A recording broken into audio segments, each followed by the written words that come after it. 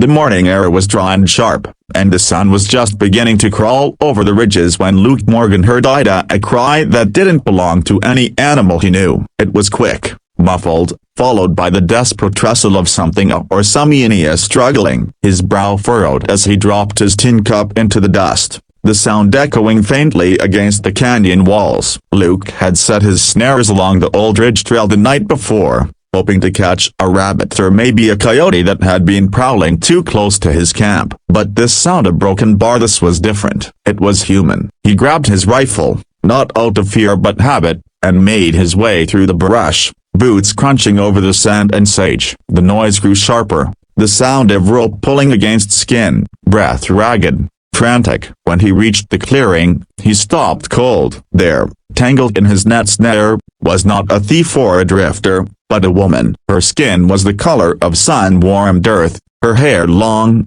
black as night, tangled with the coarse rope. She was barefoot, her ankles scraped raw, her eyes burning with wild defiance even as she struggled to break free. Luke's breath caught in his throat. He'd seen Apache before out on the plains, during the border skirmishes years back, but never like this. Never one so close, so human, so fierce and afraid all at once. She noticed him instantly. Her hands went still, her chest rising and falling like a cornered animal's. Then she hissed something in her tongue, words Luke didn't understand but didn't need to. The meaning was clear: stay back. He lowered his rifle slowly, palms open. Easy, he said quietly, voice low, calm. I ain't gonna hurt you. She didn't believe him. Of course, why would she? A lone Apache woman caught in a white man's trip-up. It wasn't mercy she'd expect. Her shoulders trembled, but her gaze didn't waver. She tugged once more at the snare, wincing as the fibers dug deeper into her wrists. Luke's stomach turned. This wasn't what he'd meant to catch. He'd been a soldier once, and he'd seen what happened to the people left behind after the fights, the raids. The faces haunted him, young, old, all hollowed by fear. And now, here was another one, staring back at him with eyes full of hatred and pain. He took a step forward, then stopped when she flinched. I'm gonna cut the rope, he said slowly. No tricks. He reached for his knife, moving like a man taming a frightened horse, each motion measured, steady. Her gaze followed his hands, ready to strike or flee at the smallest hint of danger. When the blade touched the rope, she froze. One swift pull and the tension snapped. The woman fell forward onto her knees, gasping for air, rubbing her bruised wrists. Luke knelt beside her, offering his canteen. She didn't take it. Instead, she looked around, eyes scanning the horizon like she expected something or someone to appear. Her breath came in shallow bursts. Then, under her breath, she muttered a single word, barely audible: hunters. Luke frowned. What hunters? She didn't answer, only looked past him, toward the far ridge where thin smoke curled upward against the pale morning sky. His stomach tightened. That smoke wasn't from his camp. Someone else was out there, moving toward them. For a moment, neither of them spoke. The desert wind whispered through the brush, carrying the faint scent of gunpowder and dust. The woman pushed herself to her feet, swaying, one hand pressed to her ribs. Despite her exhaustion, there was strength in her posture and unbreakable will, like she'd been running for miles and still refused to stop.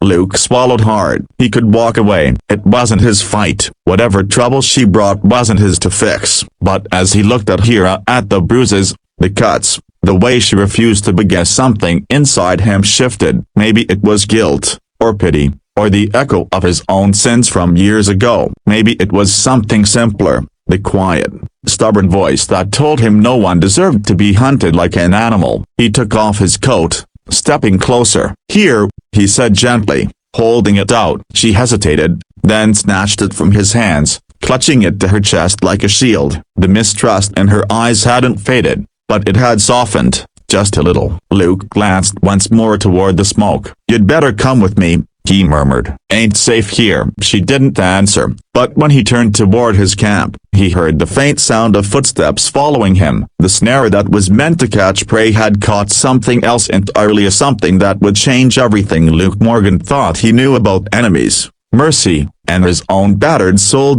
Luke's camp sat tucked between two leaning rocks, half hidden from the main trail. It wasn't much, just a worn canvas tent, a crackling fire pit, and a saddlebag filled with dry biscuits and old regrets. As he led the woman there, she moved like a shadow, silent, wary, her bare feet making no sound on the dusty ground. She still wore his coat, though it hung awkwardly from her shoulders, swallowing her small frame. The morning light glinted off her dark hair as she glanced behind them, eyes scanning for danger. Whatever hunters she had spoken of were close enough to haunt her every breath. Luke set his rifle down near the fire and gestured toward a rock. "Sit," he said quietly. She hesitated, then lowered herself, every movement cautious, coiled. Her hands trembled slightly as she rubbed the red marks on her wrists. Luke poured some water from his canteen into a tin cup and offered it to her again. This time, she took Ida but didn't drink right away. She sniffed at first, then sipped in small,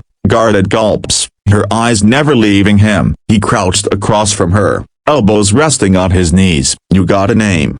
he asked. No answer. She stared at the flames instead, as though the crackle of burning wood might drown out his voice. After a long silence, she said something in Apache, as soft, melodic, but edged with grief. Luke shook his head. "Don't understand," he admitted. "You speak English?" Her gaze flicked toward him. "A little," she murmured, the words thick with accent. Then she added, "You a broken bar trapped me." He nodded slowly. "Didn't mean to. Was hunting for food." She studied him, eyes narrowing as if weighing truth from lie. Finally, she gave a small nod, almost imperceptible, and took another sip of water. "No food," she whispered after a moment. "You a broken bar soldier?" The question caught him off guard. His jaw tightened, and he looked away. "Was. Long time ago." Her expression changed as something between fear and fury flashed across her face. "Soldiers a broken bar kill," she said bitterly, voice trembling. "My people die. Fire." Screams. Her words broke apart like splintered wood. Luke didn't interrupt. He couldn't. The guilt he thought he'd buried years ago rose up like smoke in his throat. He'd been 3 different battles, same orders. He'd watched villages burn under the same sun that now warmed their faces. "I ain't one of them anymore," he said finally, voice low. "Ain't proud of what I done. Just trying to make things right, a broken bar in my own way." She looked at him long, searchingly, then dropped her eyes to the dirt. "No one make right," she said. "All gone." Luke had no answer. The silence that followed was heavy, thicker than the heat, thicker than the dust. He stood and moved toward the fire, tossing on another piece of dry wood. The flames flared, sending sparks into the air. "You got someone looking for you?" he asked. She didn't speak at first. When she finally did, her voice was faint. "Number, all dead." Luke's throat tightened. "Then who were those hunters?" She hesitated, then met his gaze. "White men, soldiers. They take women a broken bar, sell them." Her voice cracked. "I run." Luke's blood ran cold. He'd heard whispers of such things, traders who preyed on the broken and the lost. He dismissed them as stories meant to scare drifters, but the fear in her eyes made it real. He cursed under his breath and looked toward the ridge again. The smoke had thinned, but that didn't mean they were gone. "You'll stay here tonight," he said firmly. "I'll keep watch." She shook her head. "No, stay. They come." He could see the panic rising in her chest, her hands tightening around the cup. "Listen," he said, softer now. "If they come, they'll have to go through me first." Her eyes softened slightly, confusion flickering there. "Why you help me?" she asked quietly. Luke didn't have a clean answer. Maybe it was because of the guilt. Maybe because she looked like every innocent face he couldn't save when he was wearing a uniform. Or maybe it was because, in that brief, brutal morning, she'd shown more courage than most men he'd known. He just shrugged. "'Cause I ain't like them," he said. "Not anymore." For a long while, they sat in silence, the fire the only sound between them. The woman leaned slightly toward its warmth, her eyes growing heavy. When she finally drifted into sleep, Luke stood watch under the endless desert sky, rifle across his knees, eyes scanning the dark horizon. The same trap that had once been meant to capture prey had instead caught his conscience, see it, and bound him to a fate he didn't yet understand.